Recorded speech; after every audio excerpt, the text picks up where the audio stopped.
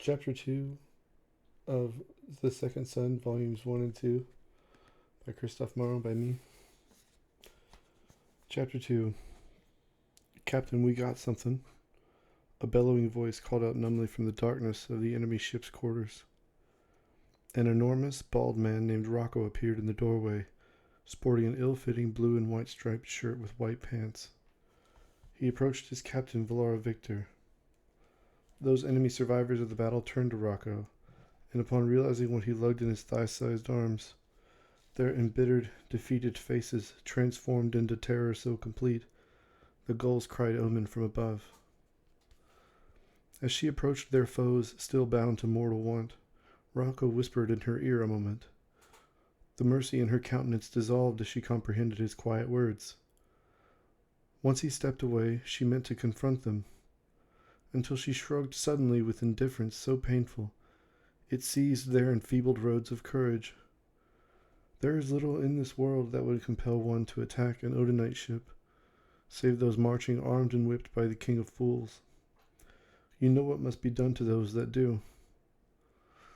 You make your enemies more abundant than rain. That's because your bitch fleet is homeless. Valheim sleeps in a box of steel. Ha ha. The enemy captain gazed at his chest of riches and hollered as he lay upon the deck, hemorrhaging blood from his abdomen soaking his fine blue wool coat. We was defending ourselves, a voice from the pack of prisoners achieved a hopeless whimper. Valar glared briefly, then nodded, undisturbed by a demon's claims of virtue, and peered at the eager and ruthless expressions of her crew. She wore a black jacket that fanned out at the waist, with a sky-blue long-sleeved shirt buttoned all the way up, and dark red cotton pants that went to her shins, along with a pair of simple, unremarkable black boots. She spoke again, coolly declaring, "You defend your prophets of bondage."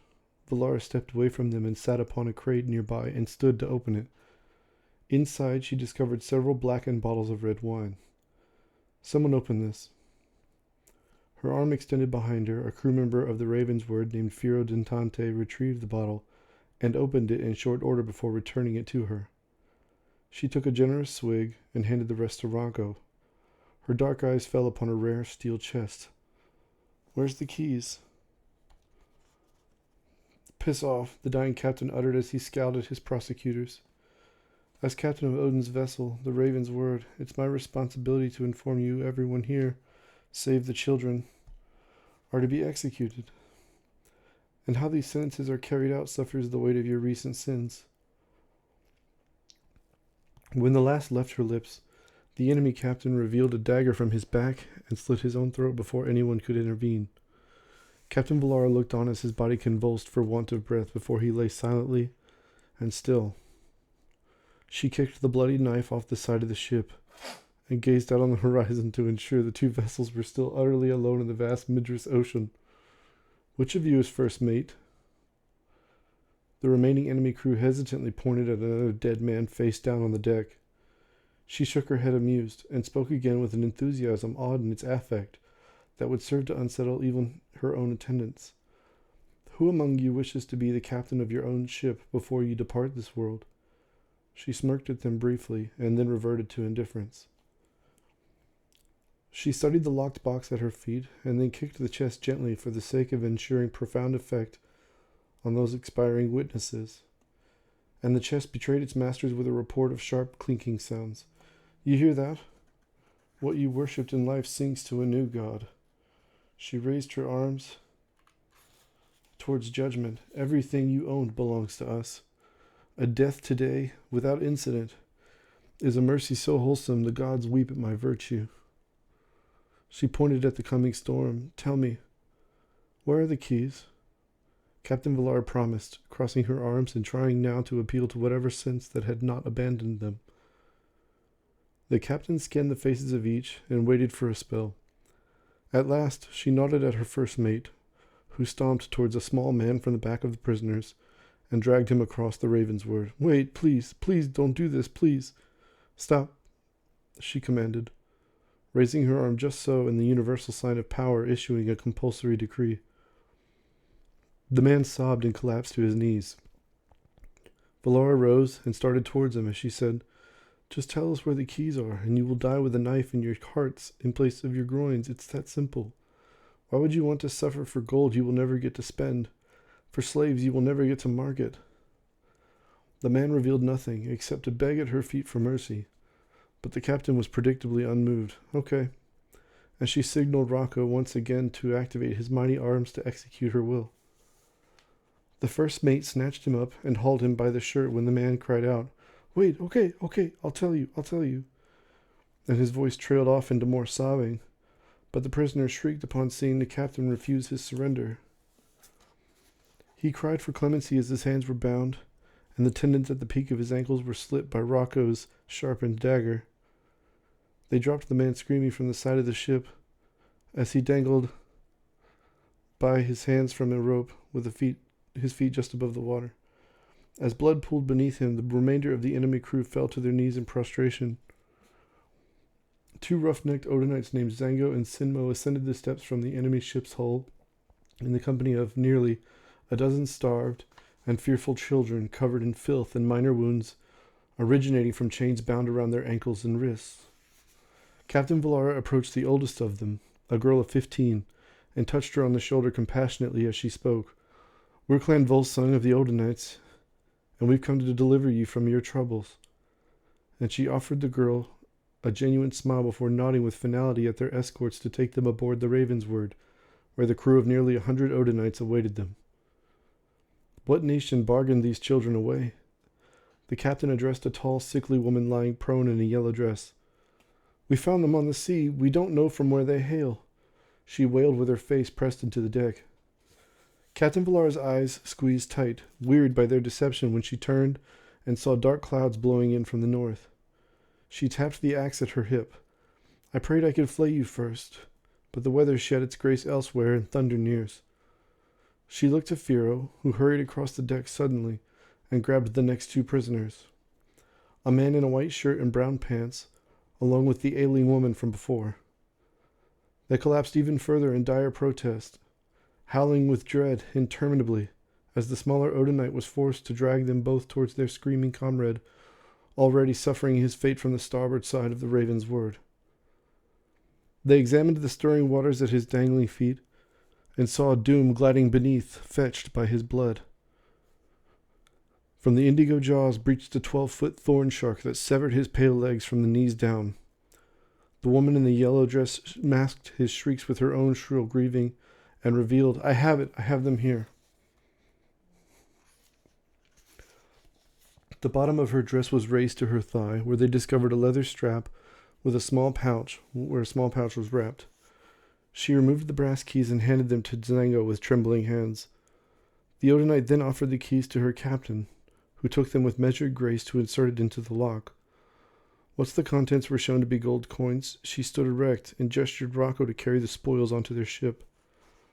Then, amongst the children, a loud squeal sounded until their discerning of that noise was ended. Valara peered through the crowd, searching for the source of the disturbance.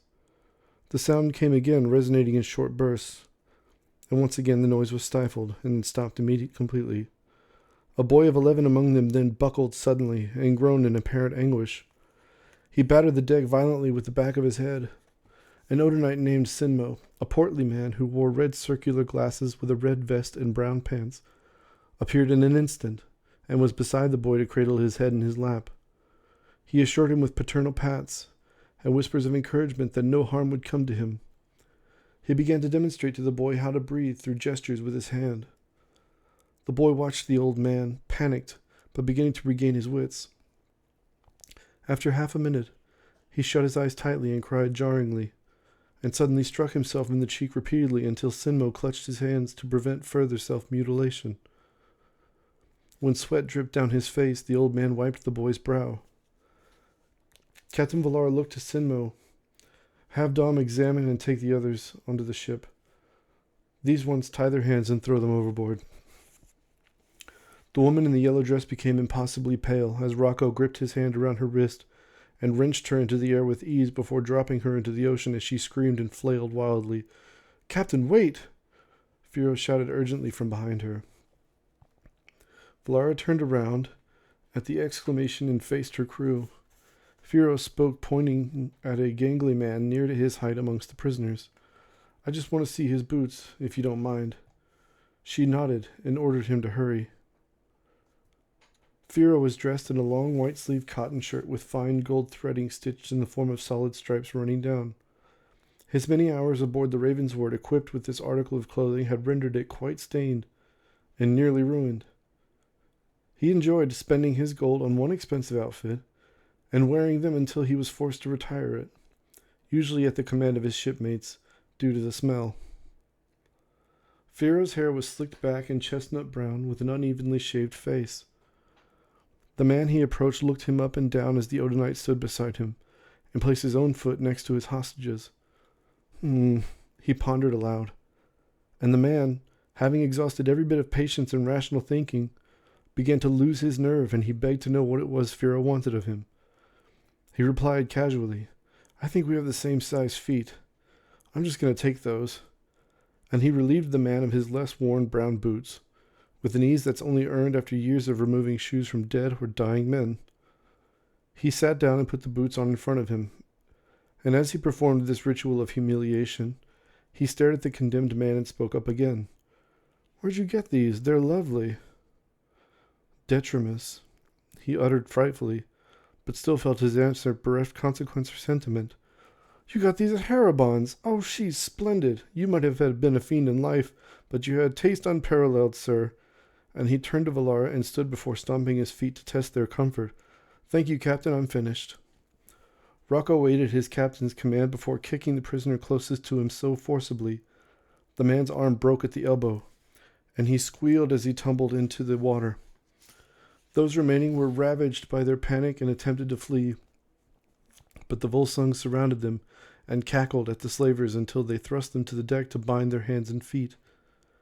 The slavers returned to pleading with their agents of justice for quarter, but the Odinites would heave them one by one into the abyss, where a horde of thorn sharks awaited their splash, twist, and writhe. Scene 2. We need to make for port, Valara ordered as she entered her quarters, and removed a pair of padded leather gloves reinforced with iron plates along the fingers and the back of the hand. Courageous? Rocco guessed as he yanked his ill-fitting shirt to his waist. Yes, and we'll put the children to work in a few days. Let them rest for now, she said while sitting on her bed and using an already bloodied cloth to wipe more from the sides of her boots. Aye, Captain, the first mate rejoined before falling silent again to read her lips. Sinmo seems partial to the children. Did I see twins? 2 girls with pale skin? She inquired, half listening as she perused some documents on an oval table in the center of the room. Rocco recalled solemnly. He had twins himself, lost both to the vial. A boy and a girl, about 7. Good. He's to make sure they're all fed and clothed, since Desus and Miro are no longer with us. Rest their souls, she said, chuckling fondly at their caretaker's memory, and then spoke once more. And bring that chest in here. Rocco went below deck to find Sinmo already working to entertain the tin children with contorted, humorous expressions. The old man suspected they must be quite distressed, as he learned no other thing on earth silences children like fear. He approached them with a lamp and saw the oldest girl in the company of her like society. She was folding the lower part of her dress together when Sinmo noticed the blood at her groin. He guessed she was a woman that required a change of clothes, but his spirits and prudent assumptions were crushed when his lamp revealed all the other girls and one of the boys shared in her mark. He shouted for someone to retrieve Dom to attend to them, and scrambled about the lower deck with the lamp looking for suitable clothes. He at first discovered sheets in a cabinet and draped them tenderly over their shoulders to cover them completely. They did not cry. However, they did not seem relieved either. Sinmo patted them on the shoulders with paternal affection as he guided them to a walled area, where they could sit amongst one another in private.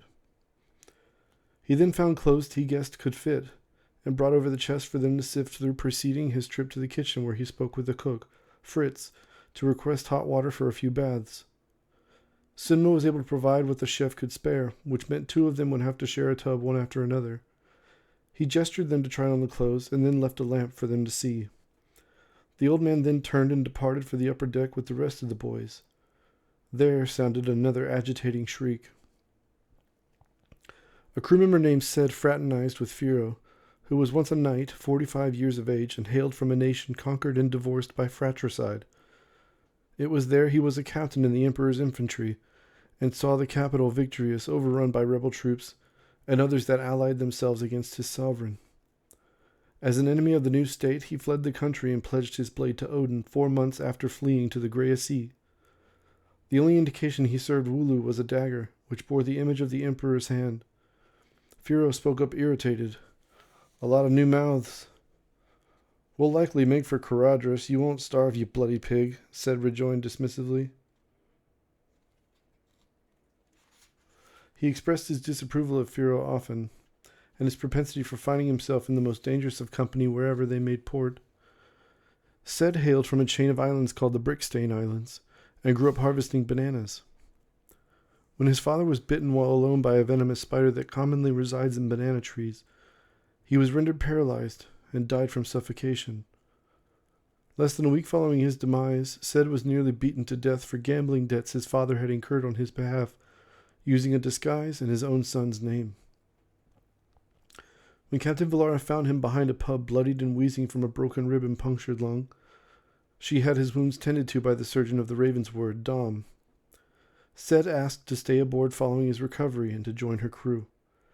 She was pleased to accept once he learned the terms of his service. I'm warning in Caradhras is too soon. Someone will recognize me. I won't be able to leave this ship, Firo complained, and rubbed at his elbow with medicinal purpose, trying to tenderize what he felt was probably a strained muscle. That's fine, we won't be staying long, Ced answered, and looked at him, massaging his arm, and teased him. Still bothering you? We can just cut it off. Won't hurt anymore. Oh, yes, go ahead. Take it. Cook it. Dice it. Fuck, feed it to the children. Don't waste good meat, Firo joked as he planted his arm on the ship's railing and grim offer to Ced. I refuse. You're rancid. You're a sock abandoned in the wild. Might poison everyone, he teased as he took a deep swig of the recovered wine. That's funny. Reminds me of a time we were in Nunavut and doing the Creole Nas, which is like a ritual hunt the Nako performed during the winter. And the moment we'd slay an 8-foot moose, real old thing, after nearly a week in the wilderness, with antlers that would stretch from probably here to there, Firo pointed some distance away, trying to impress his peer with a tale. This man, though, I don't remember. He was from the village, and no one liked him. Well, he just starts sneezing over and over, without any measure to contain it. The bastard bolted off, and we lost it. The Wulu knight was amused at his own retelling, and laughed as he continued. Now everyone there wanted to strangle him because they were hungry. I don't think they get many proper meals over there usually. They were so upset they called off the hunt for the evening and made him find dinner for everyone by himself. Ced leaned against the railing, his black short-sleeved shirt and matching cotton pants being sprayed as the ship bounced upon the waves. Firo chuckled and continued unabated. I knew there was something wrong with this fella. I couldn't quite place it, but I figured it out when he finally returned some hours later with a load of already trimmed deer meat. He didn't have the pelt or the organs or anything, which was my first clue. Some thought, what a lucky man, a fortunate fellow. We all assumed he'd fail, and maybe die out in the cold. But there he were with his prey. We were shocked. But I'm an astute man, Ced. You know that about me, don't you? Sure, Firo, Ced replied, but his lack of sincerity wounded the former knight. Anyway, I'll get to the end, Firo said, brushing his beard and devising the manner of his nearing end. I knew something was awry, and so I asked him how he killed it. Firo grabbed his chin pensively. The man... Oh, I remember his name. It was Group. Well, Group said that he had managed to hit it with a throwing axe, which... You've seen the captain. Even she'd look twice before performing such a feat. It was a foolish fiction. Ced nodded in agreement and turned to the sea and its parade of waves. Firo went on. I asked him how far he was from the beast when he struck it down. And what did he says? Ced replied curiously. 20 yards.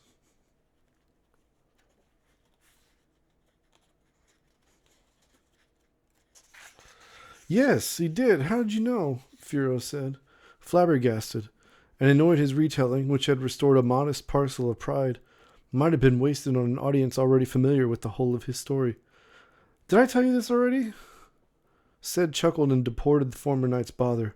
You did, but I don't remember how it ends. How's it go? His enthusiasm was repaid as quickly as it were spent, and he continued gleefully. Then you might remember when I said, let's see you do it again. Hit this potato on my head from 20 yards, and then we'll dine on what you've brought us. This challenge was a welcome one, as it invited great peril into the Nako's dining hall for the sake of mirth, which seems to be the way in some cultures. Firo coughed to clear his throat and went on. I could tell this man was beyond his abilities, but the fucker was going to try it anyhow, even though he would surely kill me if I gave him the chance to throw. I confronted him then and there. I said, where'd you get this? We know you didn't kill it yourself, Firo shouted, and accessorized his performance with striking animation to reenact his countenance donned for that shock. He intimated the tale was getting quite serious when he leaned in towards Ced, and his voice sank. Every person was staring at him. And that's an unsettling thing, you know. You've seen that, haven't you? Well, our silence got him talking. When he saw there was no way out, he admitted he'd found it dead and figured the meat was still good. My gods, what did they do to him? Ced replied, noticeably appalled by the suspect. They exiled him. Firo shrugged indifferently. Naked and unarmed. Found him a week later some miles away in a cave devoured by wolves. Doesn't sound like a loss to me, he rejoined coldly. Firo nodded and peered out onto the horizon and saw the dark gray clouds building. Storm's chasing. Yep. Scene 3. Sinmo ascended to the deck 2 hours following their departure from the slavers and anxiously devised an explanation as to why he had not reported the conditions of the children's health to the captain sooner. The ship's surgeon, Dom, performed an examination and immediately discovered none of them spoke a word of common, which tremendously prolonged their errand. He rapped upon the door lightly and awaited her response. Come in, Valara announced, and as he entered gingerly, Hello, Sinmo, you've kept me waiting. How are the children? He began slowly, measuring his words and weighing their effect on his tongue and his mind. They have been thoroughly inspected, and Dom believes they appear to be in excellent health. Unfortunately, the girls, I'm afraid, may be made to bear greater suffering soon. That of motherhood, God forbid. We will have to wait and see, of course, but we cannot be sure until then. They don't speak common, which is why I conference with you at this late hour. She nodded, somber and reflective for her new charges, and spoke soberly and directly. One of the boys, the little one wearing the mask. They ravaged him too, I take it. Sinmo's eyes slumped to the floor, and sorrow budded from them in the form of stout tears that regretfully affirmed her words. They are young. Perhaps their bodies have yet to mature. Perhaps they will be spared any more. If they elect to become Odinites, I have scant hope for the latter. She crossed the room, refreshing her own fortitude by consoling the old man with a tender pat upon his arm before turning away. Anything else?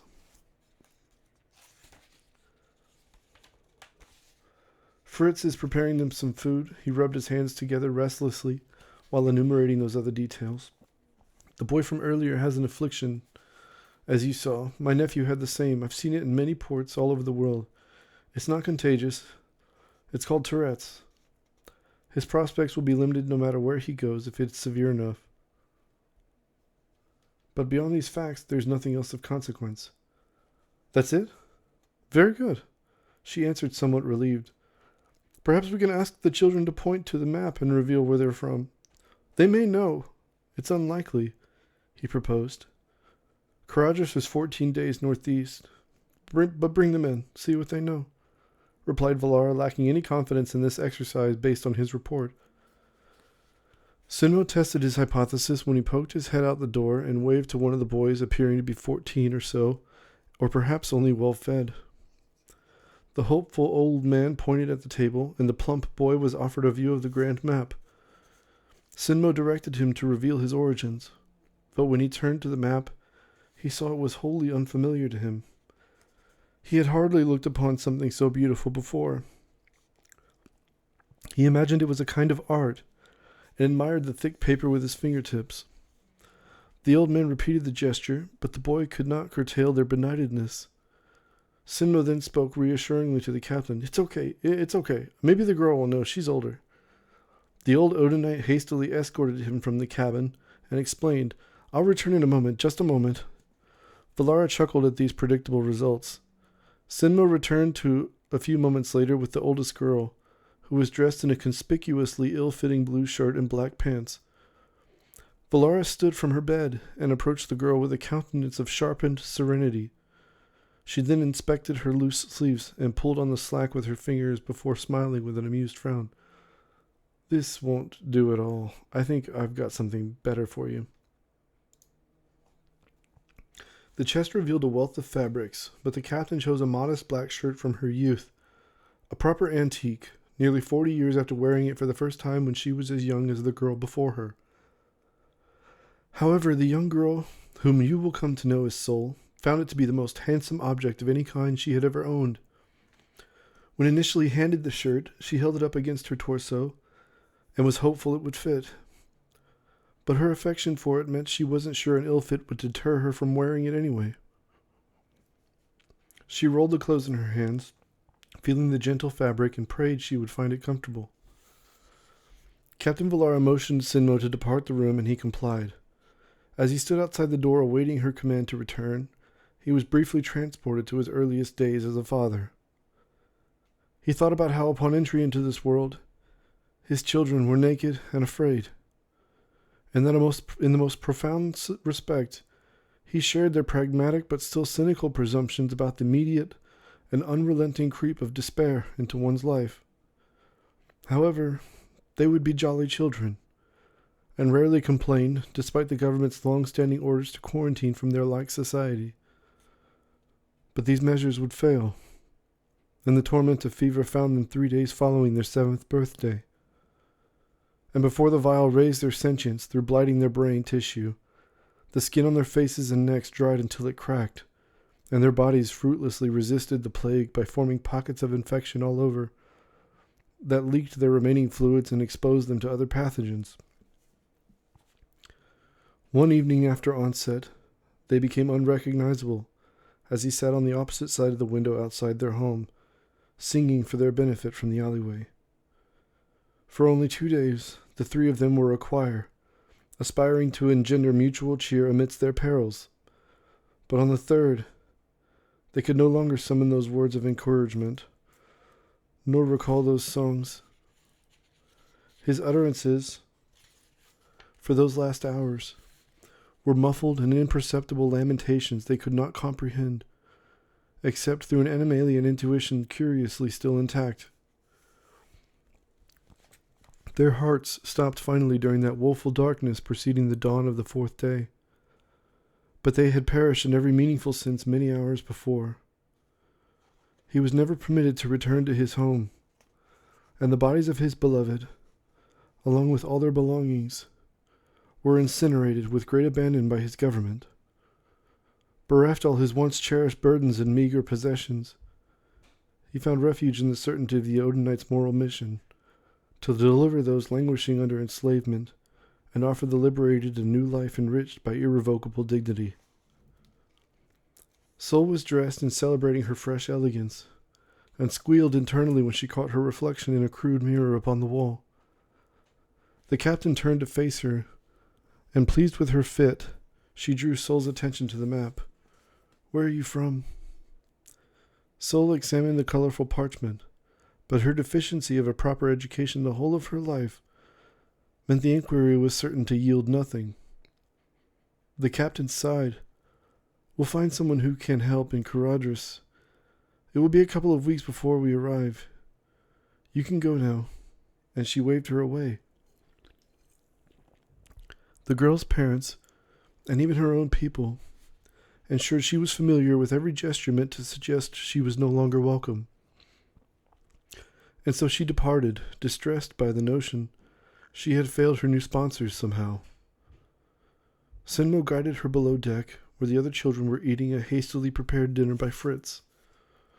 Most of the crew, save a couple, made their way to their beds where they ate and talked, But suddenly, a sharp plucking resounded from lamplight in the corner of the room. Deo performed a festive allegro tune, and the Odinites hopped from their bunks to merrily dance with and amongst the once uneasy children. A barrel of prized rum appeared from a hidden compartment, and the drinking began in earnest. The crew energized the air and their new wards with laughter, and sang songs about their sorely anticipated arrival at a foreign port following a prolonged voyage. I ain't seen a dock for 3 straight weeks, and I'm starting to think that I probably reek. I'm surrounded by water, but I can't take a bath, and just dipping my toe will drive the sharks mad, so I sit in my filth and wait for port's call to hear a nice person say, "You don't stink at all."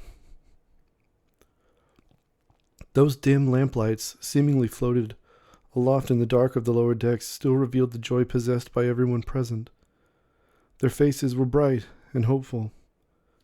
Firo stood in the corner near the stairs before experiencing uncharacteristic nervousness as he made his way towards Sinmo and the children. Sol was glancing at him and his mug.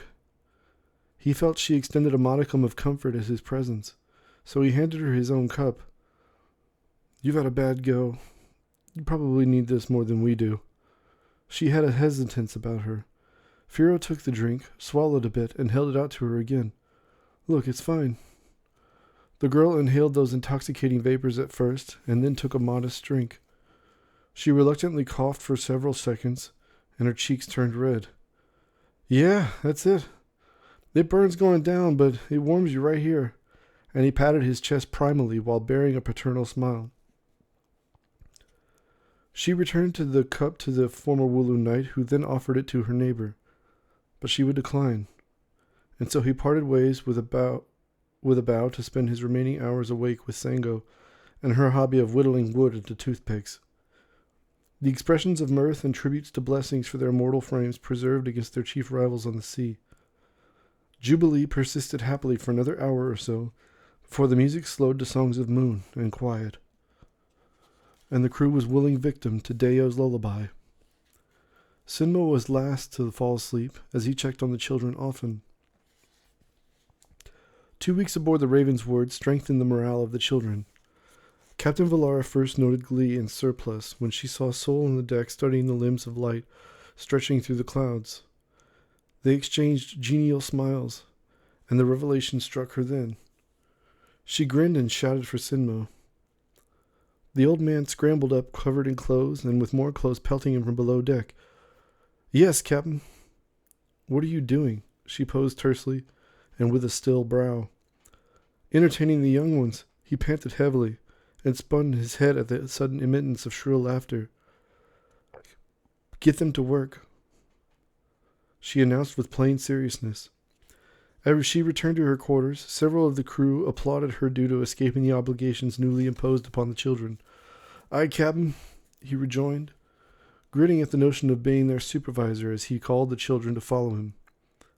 After a few minutes, he was parallel to the sea and deck as he scrubbed the deck clean for a demonstration. Nearly half, generally the youngest amongst them, embraced the opportunity to work, while the older half groaned and exchanged disappointed looks. But their labor persisted beyond the limits of their patience, and soon all of them had had quite enough, and were relieved when the shadow of land came into view. The Odinites prepared to dock, gambling on the notion they would find someone on the island that could communicate with the children. Scene 4. The island city of Caradhras was built upon a large hill with sand-colored houses built steadily upwards all the way to the peak and then down the other side. The sun shone on the west side as it set, and they heard the bells ring from the steeples of the church as they came close. The children enjoyed the ceremony of cacophony, despite their anxiety about what they were doing in that foreign place. There were people caged and suspended above the water, left to shrivel in the sun. The sight, while not unfamiliar to them, offered doom and pain, another portrait commissioned by human cruelty. As the boat docked, they were met by an official with a parchment and a small wooden tablet to write upon pressed against his abdomen. "Welcome, honorable sirs and madams. Please enjoy your stay at the city of Caradhras. It'll be 10 galleons to dock here for the night or 40 galleons for the week." "How about 5 galleons and you can fuck off?" Zango retorted, excusing herself of any obligation to be polite to the corrupt official. 5 galleons will do just nicely, the man replied with an almost admirable commitment to his lawlessness. Someone dropped the money into his hand, and he grinned wider as he walked past them back towards the city's outer gate, made also of sandstone. Valara left a handful to watch the ship, including Firo, who volunteered to stay as long as someone retrieved a barrel of rum for him. After a few minutes of steady drill and march, they were in the market district where Valara met with a bartender named Ko at the Lion's Pub. She considered his closest to the docks that might know a little of many languages, or knew someone who could assist them. Ko, it's good to see you, she announced cheerfully as she crossed through the open doorway. Captain Valara? Back so soon. What an honor. Come, have a seat. Ko exclaimed, and to Sol he bore a resemblance, striking in its effect, to an actual lion. He possessed a long, flat nose, golden hair, and a beard of a similar quality and thickness that made his head appear massive.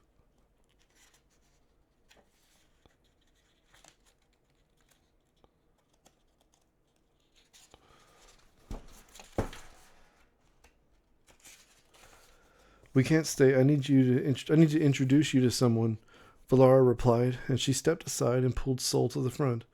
Ho there, Ko said to her, smiling sincerely and revealing his long, polished, fake teeth carved from ivory. Sol said nothing. Ko waited a moment, then tried to suppress his confusion out of respect for the captain, but she recognized his puzzled look. Who's this? He asked. I don't know. I was hoping you could help me find out where she's from, the captain admitted. Okay. Hold on, let me think. All right. How do you say... Oh, I got it. Waho, Ni hao, Toma, Jolo, Grasti dam.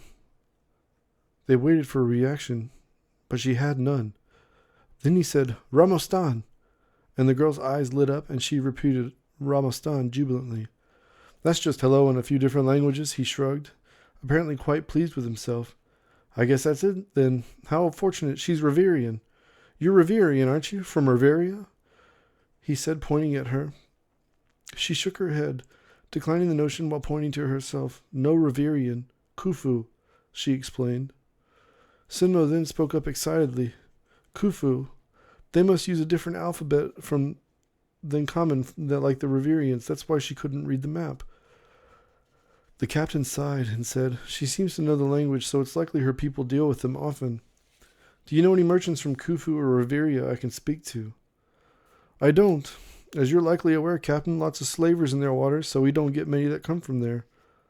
But there is a fellow that comes here sometimes from Riveria. He's a student, or some such. He gambles too much, but he's a good lad.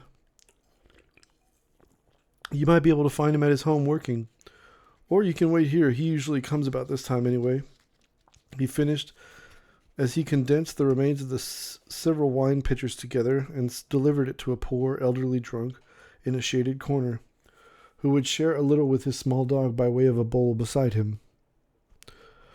Write down his address and Rocco will go to his home. The rest of us will stay here in case he comes.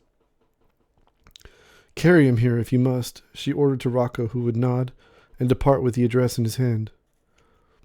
Returning to the streets, he made his way along bustling market stalls with flimsy wooden frames varied in merchandise and in construction, avoiding the people as much as he could. Although this proved to be a task to which he would have to admit failure, as he was quite large. Arrived at the address, he allowed himself to draw up the house's worth before knocking. It was a small, rectangular sandstone home, unremarkable in color or design, and through the curtain in a window, the first mate spied a man dressing himself hurriedly before clambering out a back window. Rocco chuckled as the chase began through the streets. Those guards he passed threw themselves against the wall to prevent being plowed by the colossal first mate, and ignored the pleas of his prey. The Riverian man calculated that Rocco was gaining ground, so he let out a holler and navigated thinning, labyrinthian streets. He tried knocking things over as he passed to obstruct him for even a moment. His hand gripped the edge of a wall to turn a tight corner onto a cobbled alley where it freshly rained, and he slipped, bashing his head upon the ground. He lay for a long spell, dazed and lamenting his injured prowess before hopelessly scrambling to rise and continue the chase. However, he lost his footing again, and into his mouth seeped the mud his face had been submerged into. Rocco gripped him by the shirt and tossed him over his shoulder as if he were not more than a small child, and casually returned to the pub. After a few minutes, Rocco arrived and dropped the man into a chair near Valara. She approached him and stood over his face. She patted him gently until he awoke, and he stirred from his slumber somewhat disoriented. He looked at Valara and how her face was exceedingly stern, and he sighed deeply. "I'm sorry, I don't have it," he said, his voice indicating he had resigned himself to the inevitability of the reprimand, perhaps deserved. "You don't have what?" she inquired curiously, as his vision was slowly restored. I don't have your money. I'm sorry, but I'll pay you back as soon as I get it," he said, employing a line, left unexamined, sounds convincing, and he had heard himself utter it many times before to unreliable effect. "We're not here about that," she replied, nourishing his comfort. "You're a Reverian scholar?" He sighed again, his face folding into shame. "Trying to be, yes. I've experienced some setbacks, however." "What gods have you wronged?" she posed, grinning. He nodded slightly. "I have to suppose all of them." He rubbed at his head and winced. The blood had already dried. "What is your name?" She sat before him and leaned into his space. "Harker Aniolo." And he sank in retreat as a stake was launched across the room and slapped against his cheek. The scholar held the chilled meat to his forehead and said, "Thank you, Co." The bartender returned to his work, and Valara brought the young girl forward and said, "Harker Aniolo, I want you to tell me where this girl is from. She says Khufu. Is that correct?" The metal of his glasses had been bent to the point of being unsalvageable, and one of the lenses was cracked all the way through. He pouted as he looked at her through them, and said, squinting, "Could you come?" And he gestured her to approach. She took a step and leaned in, and once she came into view of his poor vision, he said with eyes widening, "She has gold in her eyes. Can you not see it? Look closely. You can see the gold flakes. She is certainly from the city-state of Khufu." "She's some ways from home if Khufu is anywhere near Reveria," the captain reflected as she moved to recall the geography. Hubris and justice once provoked many Odinites to sail that rotten domain, for the slave trade is pervasive, but especially hazardous to those who would deny the depraved merchants their profits. Without the security of the fleet sufficiently armed, Odinite ships are certain to suffer a beleaguered and perilous voyage to any of those lands enduring their haunt. However, the Raven's word was, and is, an infamous vessel, and its crew has seized the rights to a reputation unparalleled by any other known nemesis of bondage across the world. The sight of their colors, Odin's bone-white star seated on navy blue, waving upon their horizon, encouraged even those villains ordinarily unencumbered by fear to flee in terror absolute. Harker turned to Sol and asked for her name in High Khufu, the linguistic branding of the aristocrats that unscrupulously governed her and her people, since she was delivered unto their dominion without her consent. She replied with poorly masked contempt at his dialect, "Sol es mi tiflo onion Syrian." She says her name is Sol and her brother's name is Syrian, the one with the affliction. He began curiously and uttered towards Valara with great care, "Pardon my curiosity, Captain, but what do honorable Odinites such as yourselves want with children of Khufu? Surely your people have not embraced that region's witchcraft." She studied his face, curious as to the meaning behind his words, before she rejoined, "No, we rescued them, and intend on returning them to their home, if that's what they choose. We have 9 others aboard the ship. I'd like you to come with us. We will need someone who can educate these children to speak and read and write in more than just their native tongue. I should disclose our previous instructor, Desus, met his end when he was thrown overboard amid battle and mortally wounded, likely devoured as a consequence. Well, I suppose... I beg your pardon, what is the incentive for me, other than payment? How can I be certain my security is insured? You confess your last instructor met an end without envy, and I know of your people. And while it may not be my place to say, I'm aware of your intentions in other realms. Jesus and his great uncle Miro rendered the services I ask of you now for more than a decade aboard the Ravensward. Their songs were beloved, and dispatched the children's boredom that saddled their interest only weeks following our departure from ports. Any distance beyond a few feet from one another delivered them to a state of incurable agitation. But despite this endearing quality, they were unyielding and genuine in their fondness and allegiance for their charges. However, once Miro was made to forfeit his dearest companion to the sea, he died that same evening his nephew perished. I suspect of a heart rent by grief. I have known of no other pair with such devotion to their charge. But I'd wager my ship I'm a good judge of character, and you seem to me a decent man, capable of the same loyalty to duty and to friends. And to your last, our nation, its military and its policies, are of no concern to you at the present. Will you do it or no? Valara finished with an expectant look surfacing. He sought to appear meek in his chair as he considered the unattractive proposal, and he sank even further to the point of nearly dissolving. You won't be asked to fight, she began, apparently amused at the notion. You'd likely only serve to endanger your comrades anyhow. And despite the erudition you've applied to learn of my country's circumstances, I hold that you will be free to leave once your services have been discharged. Although I've yet to encounter anyone to take your position and then retire from my ship once they've mated with the sea properly, the way we do. We expend no effort in proselytizing to your pupils, however briefly they may bear the title. It's forbidden by order of Odin's Congress and enforced by me. They must arrive at the decision themselves, even though they may lack the wisdom to comprehend the consequences of our proposition. Many, if not all of them, will elect to stay with us instead of returning to their homeland, and so the fleet needs them to be useful and educated. Harker deliberated a moment, enchanted by the romance of duty to country and to noble work. He had so far failed to ensure fitting employment. Due to a gambling addiction so irresistible, his only allowance would surely be confiscated for the following 6 months due to the interest alone. But fright would overcome his senses when he looked upon a woman in the company of 2 massive armed associates. I accept, he declared desperately, his eyes ballooning before his new overseer. I'll do it, whatever it is, I'll go. But we must leave now if that's all right with you, Captain. The crew witnessed a woman... Shakespeare. The crew witnessed a woman enter the pub and linger by the door as she examined the room discerningly. She walked in the height of local fashion with a pink dress, embellished by royal purple stripes tattooed around her neck. Gold was molded in the form of a snake wound just beneath the ink around her neck, and on her wrists were identically coiled snakes, albeit appropriately sized for said appendage. She ordered a drink when her eyes met with Harker's, as she grinned sadistically, annihilating the gambler's courage and sending him to take refuge behind Zengo. Do you know those 3? Valara inquired with no concern coloring her voice.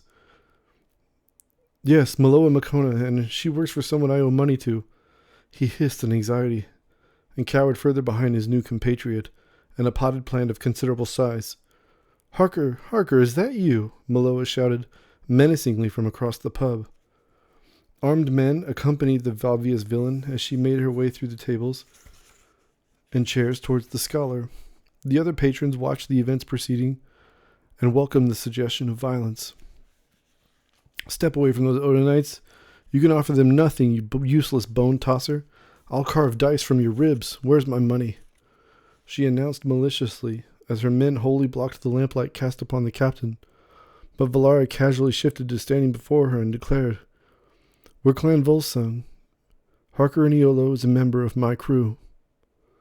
The woman's face had morphed even before she finished her proclamation of camaraderie. She nodded rapidly, as if hoping to dispel any ire she'd invoked, and she kowtowed to the exit. I'm sorry, Captain Valara, I didn't know he was with you. I like your hair, it's nice. Her perfume of orange and vanilla dissipated as she left, and her new instructor retched on his boots from fright. My gods, wait, Ravensward. Please, forgive me, you're my head. I'm sorry, of course I know who you are. You're Valara Victor. Harker exclaimed, and he kneeled before her, bowing to his badly injured head. I'm sorry, Captain, please, I meant no offense about what I said of your mission. My view of Odin is of no consequence to you. But if it is any consolation, I would consider your father Bragor to be a great and tempered leader. Command he did not seek, but the gods imparted some their word and their roar. He's done extraordinary work rebuilding your forces significantly to destroy the pole marks. Actually, we've been doing that bit, Zengo interrupted, pointing with a traveling finger at herself and the crew while shifting her white bandana. He sits on his arse in the Hell's Sea. No offense, Captain. The crew present chuckled, even Valara. The captain looked to Rocco, who went to lift the man to his feet, and she said, faintly amused, "We don't have nobility in Odin. We don't do that. But Reveria does. And in my culture, kneeling is a sign of respect and humility.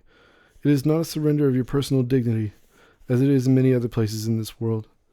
I apologize if I caused any offense," he finished respectfully as he rose to his full height. "Being a member of our crew won't always save you from trouble, so consider gambling in all its forms forbidden to you. And no one is to gamble on your behalf either. Is that clear?" She decreed, and he nodded reluctantly before she left them to approach Ko. A brief word was exchanged, and he revealed a jar of yellow candies and offered her a pouch to carry a handful of them with. She then exited the pub and started towards the ship with her escort scrambling to finish their mead.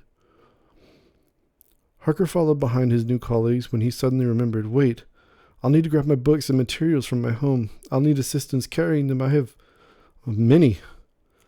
Scene 5. Valara turned to Rocco and whispered. The first mate approached the new instructor and gestured him to get going. "Hurry up," she ordered simply. He made haste back through the closed-in streets with Rocco in tow. As they entered his home, a black cat hopped onto Harker's shoulder from the windowsill and rubbed its face against his cheek. "This is Figlio. He is my dearest friend," Harker said to the first mate, smiling with the sum of his teeth. The cat sniffed at the blood on the side of his head and began licking it. He rummaged through the cabinets, grabbing all those supplies imperative to his coming labors, and gathered his library to stack them in Rocco's arms. His life on that dreaded island had come to an end, even if the enabling of his addiction was the prevailing cause for his dismay. The first mate took the books with a furrowed brow. After a tower of them was balancing against his body, and held still with his wide chin. Rocco watched Harker fumbling with his writing materials and placing them in a long leather bag of parchments. "We'll need much parchment if we're to teach writing, much more parchment than I might keep at once. I might be mad, but I'm not prolific, nor especially hard-working in the first place. He turned around, pale and tearful at his reckless disclosure, but discovered again that his back was turned as he spoke, and so Rocco knew not a letter of those utterances. He smiled and kissed the heavens with sincerity that again surprised him. As they made their way with their load back towards the docks, from the merchant district through the smithing district and on to the docks, they said nothing. The rest of the children in Sinmo could be seen watching the bustle of the city from the upper deck on the bow of the ship. As Harker started to board,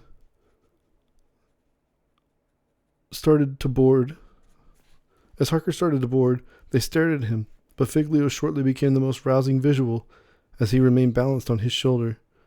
But the cat would leap from his perch and onto the deck, heading towards where the children awaited him. Figlio felt to be a celebrity of the most well-regarded kind, purring by his attention and petting he received. And eager compliments directed to him were a welcome prologue to his first odyssey. The captain left her quarters and approached Sinmo and handed him the pouch given to her at the pub. As he peered inside curiously, his face was the light of joy. He called Harker over and explained with rich delight, "Tell them I've something for them." Harker spoke in Khufu to the children, and they turned to Sinmo, who opened the pouch to show them what was inside. The young ones approached as a measured collective, but in a way we are keen to employ when gifts rain down from the giants of our lives. Though as they came upon him, they issued a symphony of dread when the identity of their prize was at last revealed. They fled in embrace of one another, yipping and screaming, and dissolving into incoherent sobs. Their heads trembled in declination, so the bag was sealed and jerked away while he pleaded, baffled and desperate, "Ask them what's wrong." Harker addressed them anxiously, and Sol began explaining to him at length. He gestured towards the candies, and Harker gasped. He then moved to deny her claims, shaking his head emphatically, and pointing at the candy before taking one from the bag and putting it into his mouth. He assured them further in Khufu before returning to Sinmo with a knowing look. When the slavers first found them, they offered candy to some. They fell into a deep sleep and awoke in chains on the slaver's ship. These candies look as they did. Harker closed his eyes somberly and continued, I'm not surprised these children specifically were abducted. Look into their eyes. As I said before, they have gold flakes, and thus darkness that animates black magic would be sewn into their flesh. Why? Sinmo asked, confounded and shocked at the certain superstition.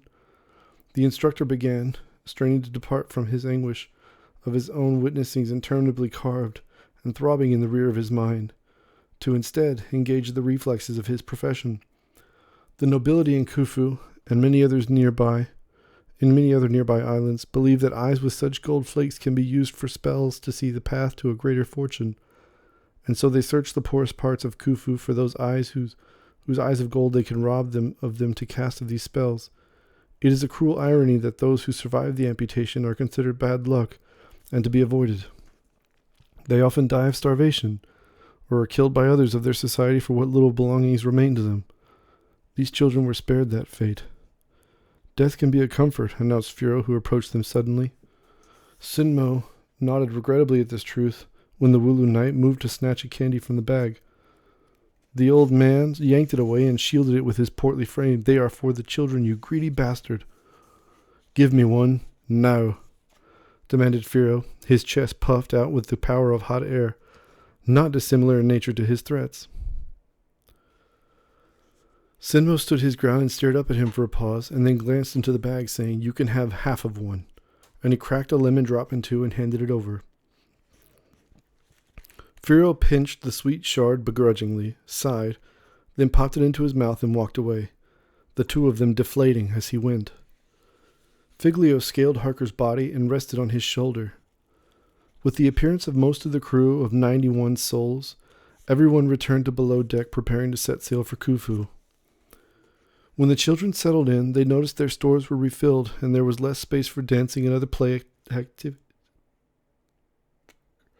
activities. Rocco walked below deck and set down the things he was holding and pointed at a hammock. Harker thanked him and placed the chest in the corner.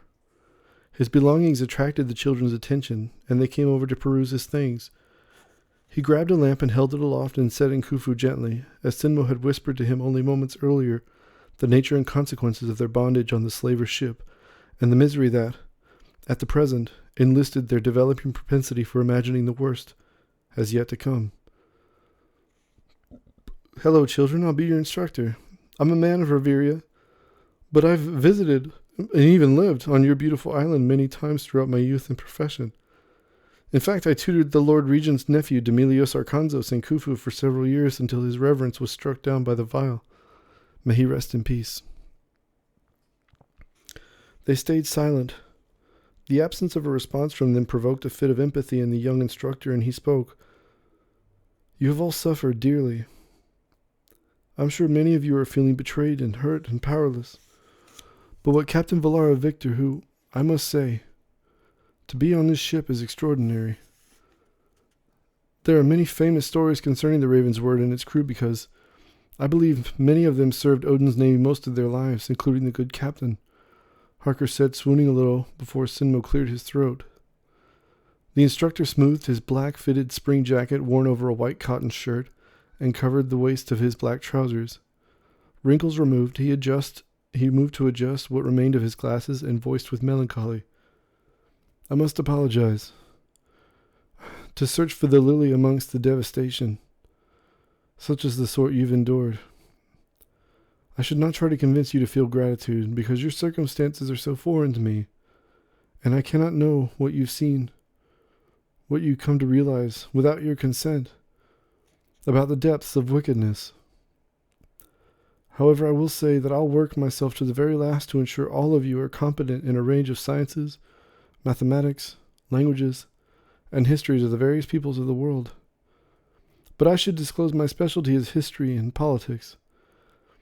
I'll explain these many concepts over the course of your tutelage, but then, quite frankly, I'm not sure you'll be sufficiently prepared to make the decision imposed upon you. And he glanced at Sinmo worriedly.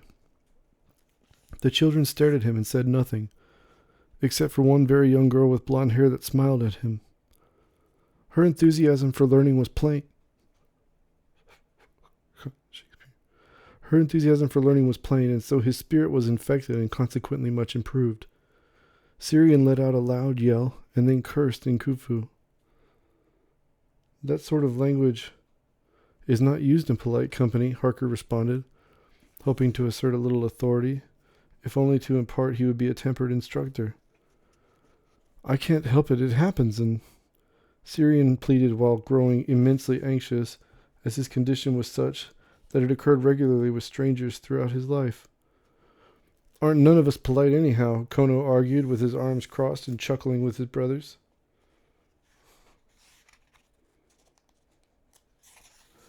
Sol defended him and rested her hand on his shoulder warmly. It's true, he's been doing it since he was little. Harker tamed his knowing smile and nodded. I've heard of this affliction. It's called Tourette's. While informative, this diagnosis only served to generate more questions in the young boy's mind. But the instructor left no window for him to speak, and Harker did not delay. Now, how many of you know the Khufu alphabet? None of the children raised their hand. He scanned the room, now hopeless, his eyes were failing him, as the whole of his charge had just indicated total ignorance of their mother tongue in written form. Can any of you write your name? His voice arose with modest disappointment, and cringed when still the air was absent their mark. How many of you can spell your name? But his inflection noted disappointment, and children, astute as they are, knew the effect their silence was having, and they became frightened of being regarded as useless by this authority. Possessed of those experiences, they shifted uncomfortably at the shadows below deck with them, wondering when they would be stolen away again and killed, or perhaps worse. However, many of the children were heartened by the universality of their failings and concluded their benefactors couldn't possibly dispose of all of them. Harker became pensive, wondering how he would fortify their feeble language skills when he realizes the first order of business should be to learn their names. And so, after a moment, he turned to the child closest to him, a boy of 14, but rather chubby, with black curly hair, a new bright white cotton jerkin, followed by a brief intermission of naked and rounded belly, and then brown pants, but still barefoot. He bore the picture of naivety and trust in his face. It renewed a paternal instinct in the teacher, and he asked the boy, "What is your name?" Hoinker, he said ashamedly, which means pig fat in Khufu. That is cruel. Who gave you that name? Sparkles. He's snoring very loud. Harker said, aghast, embracing his new reflex to protect these children. My uncle and his sons, my cousins, I guess. I've been big my whole life. They have a pig farm, and they'd say I was spending so much time with them I looked like one. But I like the pigs, they're nice, the boy admitted, and not retreating from his contention. His opinion was affirmed by his like society, and some of the kids smiled at him to generate goodwill in their new comrade. You lost your parents? Harker asked solemnly. Hoinker's voice no longer trembled as he spoke, encouraged by the alliance of his peers. Yes, my ma died when I was born. My cousin said I killed her because I was so fat. My dad couldn't work, so we went to stay with my uncle at his pig farm. But my dad got sick and said he had to go away. I thought I'd stay at the farm, but my cousin died, and my uncle sold me because he says I killed him, but it wasn't my fault. After this exclamation, he awaited some silent judgment by his audience before finishing his tale. Then we was on a boat for a while, until that lady, the captain, came and saved us. The instructor hesitated before reflecting. Those burdens to babes we levy persist beyond our memories. He moved beyond his thoughtful state and offered to the boy, Is there a different name you'd like to be known as? Harker did not appreciate the gravity of the question he just imposed on the boy, but his colleagues knew and sat with wonder at this opportunity afforded to him. Hoinker ruminated on the history of his deplorable moniker. At the age of 6, he foolishly revealed to his cousins that he possessed affections for a girl from a neighboring farm.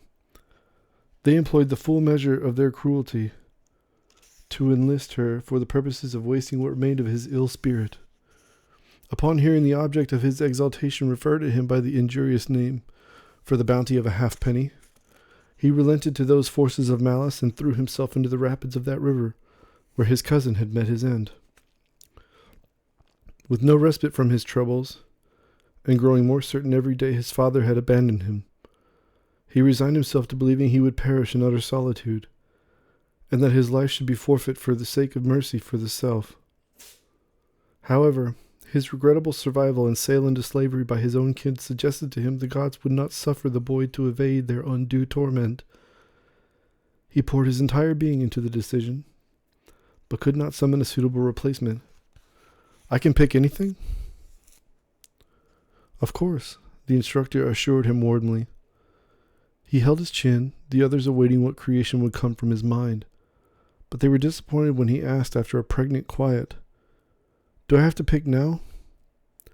"No, you can have time to think about it," Harker approved, his feelings on the matter not unlike his other students.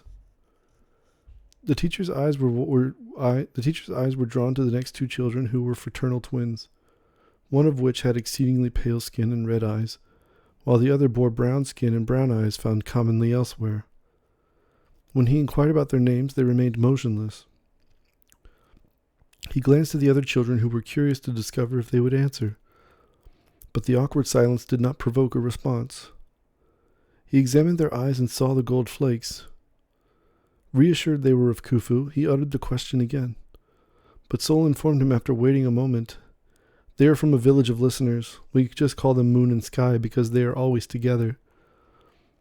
Harker felt foolish for his failing memory. The listeners founded a faith that believed they heard the voices of the gods demand their tongues after consuming liquid from a vial sold by a traveling merchant.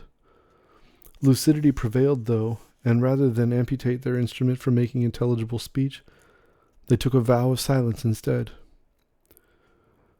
When their children came of a certain age, not coincidentally at the juncture in one's young life when cause and effect are readily comprehended, they were fed the same alchemicals and were no longer permitted speech. The tenets of their religion contended that the Lord would teach their children better how to live a righteous life than they themselves were able. They are also known as the Village of Deeds, as you must show your earnestness and affection towards others through action alone. They were often ostracized as zealots, and their villages were raided by bandits regularly. It is likely the twins presented no resistance to their kidnappers as they made off with them, for fear of arousing a swift and brutal punishment from the adults for violating their silence. The next child was a boy of 6, who donned a mask he refused to remove. When Harker asked what his name was, his response only inspired more questions. "I am the Knight." The teacher stared at this author of collective confusion before muttering, "Okay," and he moved to advance the ceremony, as he suspected the boy was suffering some episode of madness due to the late transgressions. "He thinks he's in the Gosho gang." Sol enlightened him once again. "I've heard of this group," Harker began, recalling his knowledge. "Their leader was executed over a decade ago, if I recall. What was his name?" "Vodstock, and I am him, reborn," the masked boy hollered excitedly before disappearing to the upper deck. The children watched the spectacle giggling, and then turned back to face the teacher. "And what about you? What's your name?" he said, pointing.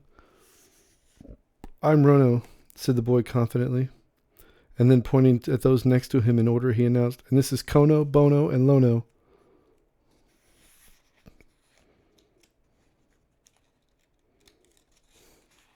"Ah, so you're siblings," Harker declared, but he was mistaken, for the boy shook his head. "Nope, we got dropped off at the orphanage the same week when we was babies. Been friends for as long as I can remember. They quit feeding us and they were beating us after the nice rich lady who had come to visit died. She liked reading to us. Other kids was taken in the middle of the night, so we left and been living on the streets ever since." "It's a miracle you survived," Harker said, immediately regretting the platitude as it left his lips. "I guess so," replied Rono, the others giving no indication on their feelings on the sentiment. Harker felt it best to proceed, and so he turned to the last child, a girl of 9, saying, "And you, what's your name?"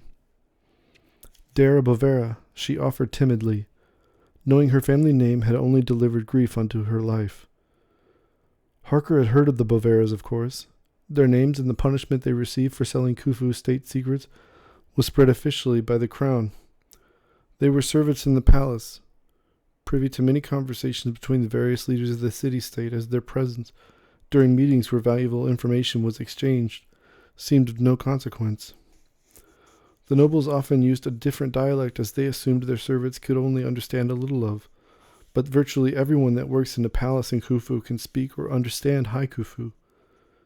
All 9 of the Bovera's older children were executed as potential accomplices, but their living does not imply that mercy stayed their hand, but instead shows they left her to what would have been a much crueler fate.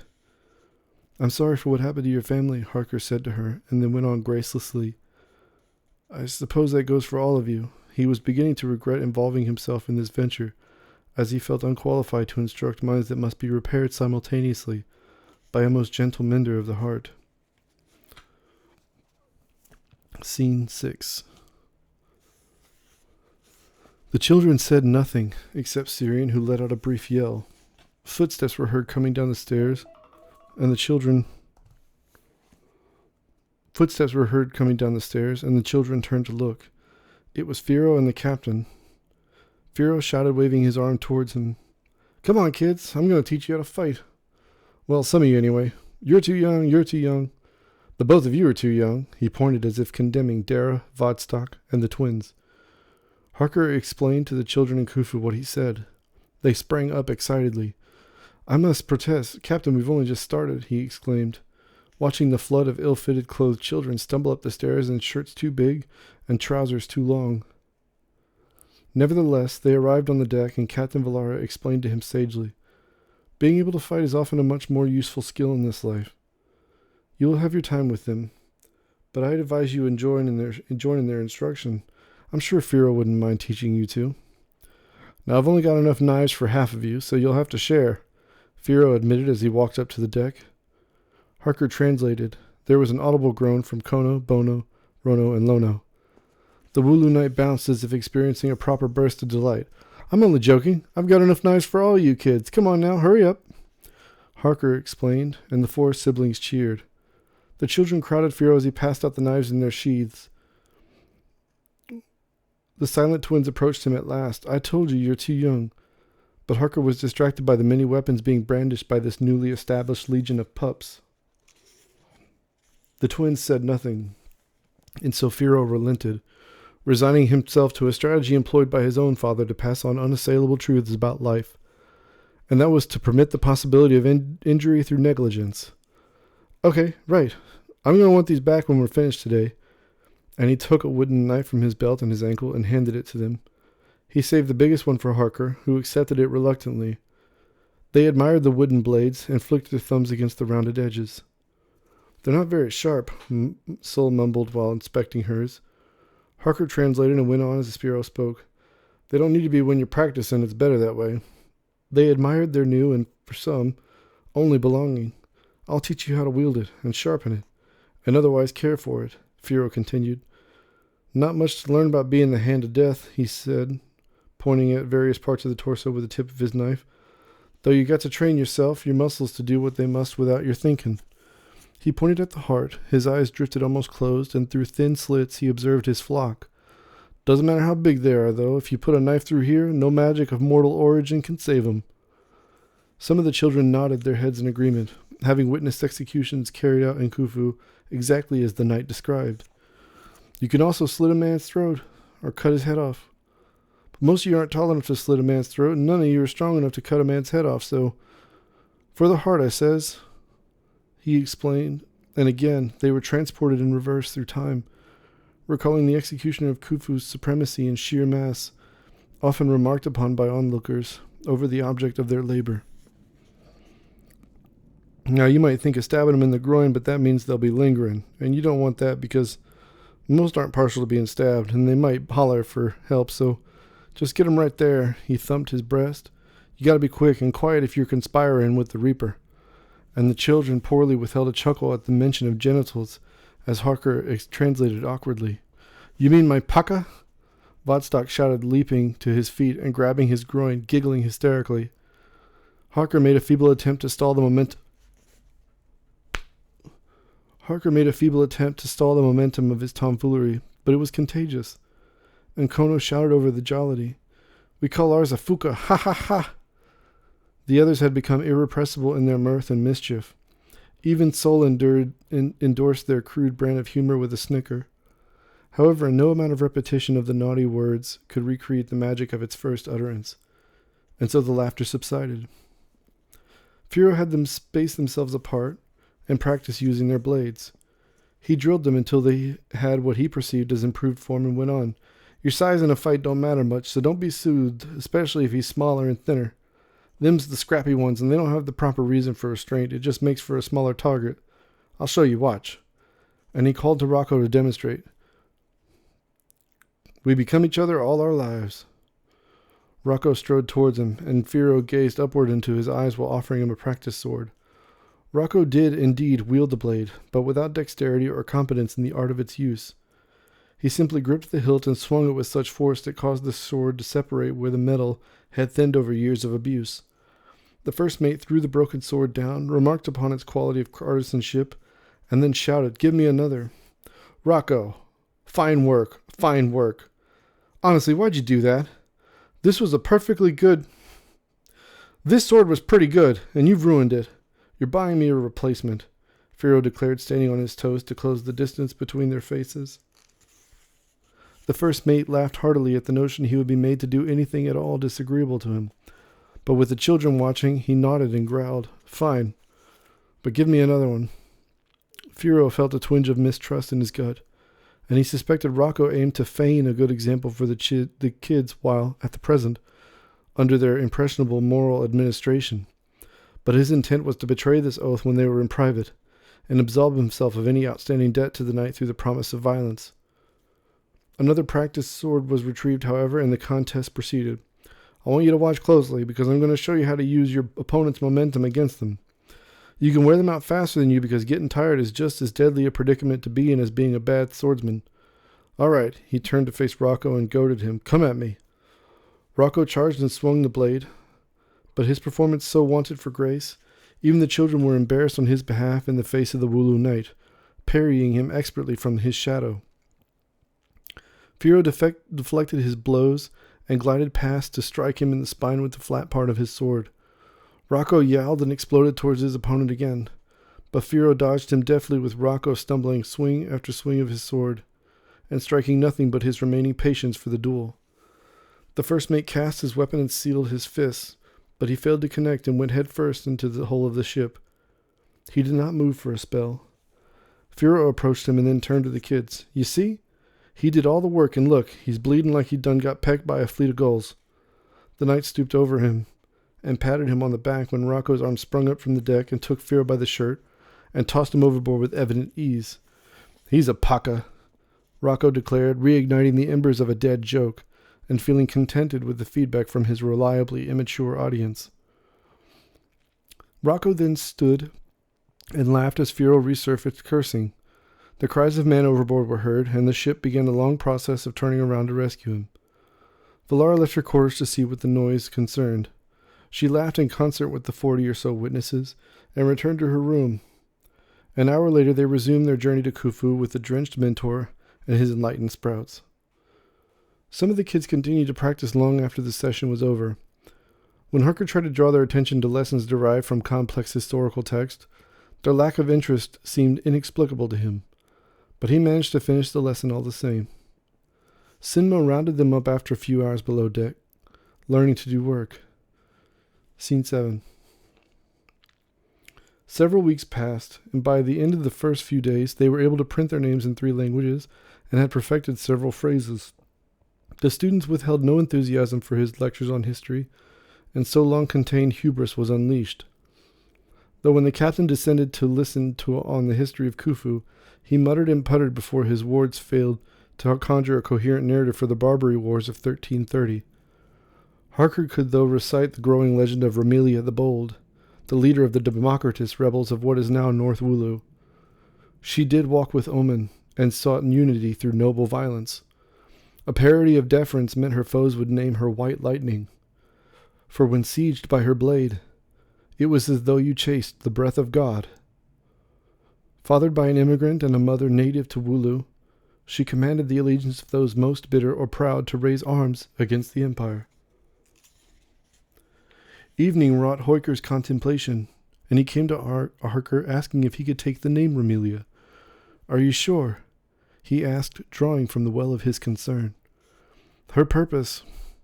While she wields virtue abundant, she has often refused to condemn violence against her political enemies, which means she's a soldier, isn't she?" the boy asked with such want for inspiration. It carved a permanent place in Harker's mind. The instructor debated his approach, afraid to choose any narrative that would color his view of the Civil War in Wooloo. The uprising briefly cleansed their palate for death, until crop failures brought violence on the farmers and the bakers for the rising cost of wheat. He elected to remain in the grace of principle, and until the boy was able to comprehend their history in some, he had refrained from proselytizing. Of course, however, warriors rise all but once. "I want to be a cannoneer," he proclaimed, and the pride of his new name began to swell within him as the instructor wrestled with his own heart to consider illuminating how his voyage might end if Romelia chose to stay with the Odinites instead of returning to Khufu. Harker, however, would not violate the orders of his employers and said, "I don't see why you can't be Romelia. That name may invoke questions from people loyal to the old empire, though." "I don't care." And the boy ambled away, tugging at his shirt back down past his belly. After this willful adoption, Romelia introduced himself to the other children, who accepted his new name without protest, many of them lamenting not being able to change their names to something of their own creation as well. Harker was then struck by an epiphany, and he told the children he would return in a moment, and then left to go up to the deck. He approached the captain's door and knocked. "Come in," he heard her say in swift command. "Captain, I have a request," he said, fully entering and closing the door behind him. "What is it?" she inquired, half paying attention and half writing in the ship's log. "Well, the walls are quite bare below. However, you appear to possess wallpaper, improvised through framed maps." He pointed meekly and prayed his congenial nature, thus far prescribing no ill intention from her. These truths would inspire the captain to consider allowing the children to examine her collection. "You don't have one of your own?" she asked, as if any answer other than the affirmative was unthinkable when out at sea. "I left my home in Caradros in a hurry." The captain chuckled and quieted his unease. "Of course you can." Harker made plain his delight, and thanked her 3 separate times before asking which of the maps he should take. The captain submitted him a puzzled look and explained, "None of them. You'll educate them in here. Leave the maps where they are." He motioned to the door nervously, pursued by the ghost of her approval. "Aye, Captain," and then departed to retrieve his charges when he discovered many of the children were in raucous bloom and screaming as if it were a regrettable reflex. Every parent or caretaker of children has experienced this style of chaos. All efforts to quell such madness is met with indifference by your charges, and they know there is safety in numbers. But as their ranks thinned and they were corralled, their observance of disobedience was met by an unshakable impulse counter to the other, negotiating with its adversary to wind them down for the sake of self-preservation. Sinmo, however, ordered through use of his booming voice the cessation of their jubilee, and they complied, dimly moving. He approached the children and greeted them all individually. They returned his cheer with a smile, until Harker interrupted their reunion. "I have news. The captain, your captain, Valara, has granted us permission to enter her quarters and examine a few real-world maps. Get in line, please. Let's be organized as we enter."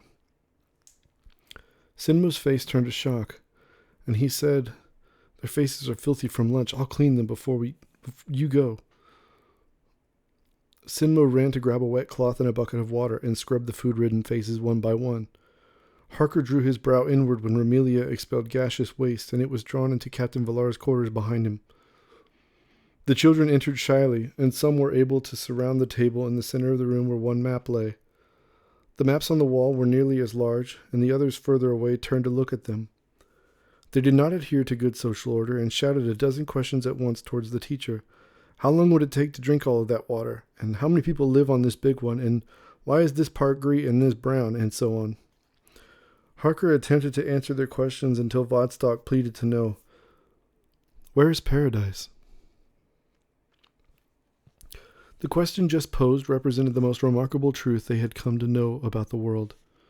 And once the words left his lips, the whole of his society achieved a near-perfect imitation of silence to hear their elder's answer. Harker cleared his throat, thoughtful of his words, and glanced towards the captain. Well, that question has no fixed answer. It's known as the island of Ciro to the Fey folk, and it's been found in multiple places around the world throughout history. It's reported in various journals from sailors and ship's logs that Ciro has a very tall mountain range, and their peaks are visible above the deadly mists that surround the island. Harker avoided romanticizing the home of the Fey folk, as it has compelled many to seek refuge there, only to die a painful death that resembles drowning once the mist engulfs them. Romelia then asked with a rising darkness in his voice, "So it will kill you?" "That is also not known, not for certain, as no one that has ever passed through the mists has ever returned, at least to our knowledge. The manner in which they meet their end appears very unpleasant to those who have witnessed it. That is not to say invasion of the islands have not been tried, but those soldiers and sailors that crossed through, to reiterate, never returned, so we can only assume they met their end just as they crossed." He spoke, knowing the limited information he revealed would only encourage more questions. "What do Fey folk look like?" the boy asked, making no effort to conceal his overwhelming eagerness. "Just like you and me, but they reportedly have some remnants of magical power. For example, it's claimed they can see into your soul and know if you're their true love, and it is rumored they may even change their face at will for a brief time." He muttered unconfidently and hesitantly, for his position as an academic had yielded reflexive skepticism. But Ciro was a phenomenon yet to be explained, and without a sufficient answer to the contrary, magic would simply have to do as his response. The children were predictably in awe at the mention of magic. "Then you get to go to paradise, if they pick you?" Romelia asked, peering up at him with eyes confessing a hope unparalleled by anyone who had endured a life such as his. "That's what legend claims," explained Harker, already dissolving into grief in the assumptions the boy would never see its shores, and he continued reluctantly, "But you must understand, they are few relative to the rest of the world. I'd wager, in my life, I've never met a Fey, nor anyone who would be delivered to paradise." "Have you ever seen Ciro, Maester Harker?" Vodstock inquired, while imagining the many places the old man would certainly have seen during his long tenure on this earth. The nearly 40-year-old instructor was surprised such a question was posed to him by this young boy, as he has only had outbursts and fits since he arrived. He smiled at him to convey he was welcome to ask. "I haven't, but perhaps the captain asked. Try to ask her in common." Vodstock approached the captain slowly and deliberately, straightening his mask before he asked with great effort to abstain from his usual comedy. "You see," and he turned to his teacher and muttered something nervously in Khufu, and Harker said the word paradise slowly. "You see paradise?" he finished. "Yes, I have," she began, and went on with Harker translating as she spoke. "I've even met one of the Fey folk when I was younger than you." "Gosh, that was 5 decades ago." She chuckled and continued while waving away those years she just considered. "My mother and father went to battle upon the sea, but only my father returned. My mother wanted to be buried from where her family originally hailed, and so we all went on a long voyage, and it was on that voyage that I met one of them and saw the island upon the horizon, and I could even see the peaks of the mountains above the mists. The Fey woman was quiet, and only introduced herself as Kamo to me. I did not hear her speak another word while in her company, but I remember her eyes seemed to discern the truth of everyone and everything around her." The boy turned and said something in Khufu to Harker, and his elder spoke in his ear. "Where are you from?" "I'm an Odinite, so I'm from Odin," she replied, uncorrupted by shame. Darabovera asked in practiced common, "Do you miss home?" Harker looked at her puzzled, as did the captain. "Yes, I do. I miss it every day." Suddenly, a voice rang out from beyond the door. "Land ho!" The children all sprinted from the cabin and were gone in an instant. The captain then gestured plainly for Harker to depart from her quarters. The end of chapter 2.